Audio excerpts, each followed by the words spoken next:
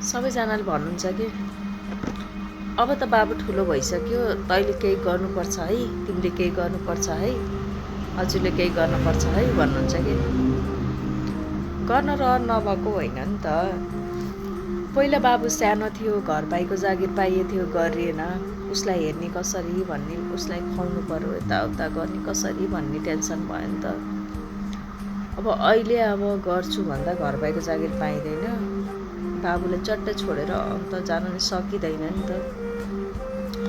सबै कुरा पैसा मात्रै हेरेर पनि हिँडेर छोराछोरी छोडेर हिँड्ने कुरा नि भएन। हेर्नु, यही छोराछोरी नपाएर मान्छेहरू कति टेन्सन भएर है बसेका पनि छन् छोराछोरी नभएर।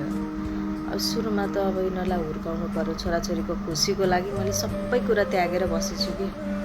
मलाई पनि त रहर छ टन्न पैसा कमाऊँ भन्ने है, सबैलाई हेर पैसा कमाएपछि मलाई पनि गन्छन् मान्छेले भन्ने मलाई पनि त रहर छ नि त।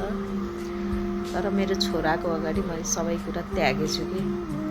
मान्छेले मलाई गर्नुन् नगर्नुन्, म चाहिँ मेरो छोराको लागि राम्रो अभिभावक भएर उभिन सकौँ भनेर मैले ती सबै खुसीहरू, मेरा ती इच्छा आकाङ्क्षाहरू सबै त्यागेर बसेछु कि। अनि मेरो बारेमा राम्रै सोच्नुहुन्छ र भन्नुभएको, अब यत्तिकै खाली बस्नुहुन्न, रहरले बसेको होइन। मलाई पनि त तनाव हुन्छ यत्तिकै खाली बस्दाखेरि, माइन्डमा है अनेक कुराहरू खेल्छन्, रातभरि निन्द्रा लाग्दैन उस्तै पऱ्यो भने।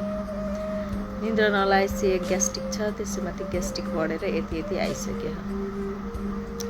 मेरो राम्रैको लागि सोच्नुहुन्छ, सबैजनाले राम्रैको लागि भन्नुभएको हो यो भिडियो। फेरि त्यो मैले कुनै मलाई यस्तो भने भनेर भन्न खोजेको होइन, तर भन्नुहुन्छ तपाईँहरूले है, राम्रै कुरा गर्नुहुन्छ भने जस्तो कहाँ हुँदो रहेछ त, हुँदैन नि त। आफूले सोचे जस्तो, आफूले चाहे जस्तो जिन्दगी जिउन पाएको भए त सबै फ्रिडम हुन्थ्यो होला कि। ठिकै छ, जे छ त्यसैमा खुसी हुने सिक्नु पर्ने रहेछ भन्ने कुरा मैले बुझेको है। कतिलाई एक मेरै उस पाएका छैनन् है, म आमा बन्ने सौभाग्य पाएको छु, कतिले त्यही पनि पाउनु भएको छैन नि त। कति भक्कल गर्नुभयो, कति के गर्नुभयो, उसको लागि सबै त्याग्छु भन्ने खालको हुनुहुन्छ कति है। मैले त पाएको छु नि त, मैले उसैको लागि सोचेछु कि। मैले दायाँ बायाँ केही सोचे होइन है।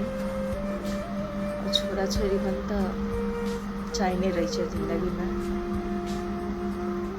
त्यही भएर अहिलेलाई चाहिँ केही सोचे होइन। त्यही हो, मलाई पनि तनाव भइरहेछ। अब हेरौँ घर पाइयो भने गर्नु पर्ला, नत्र लेट्स सी के हुन्छ।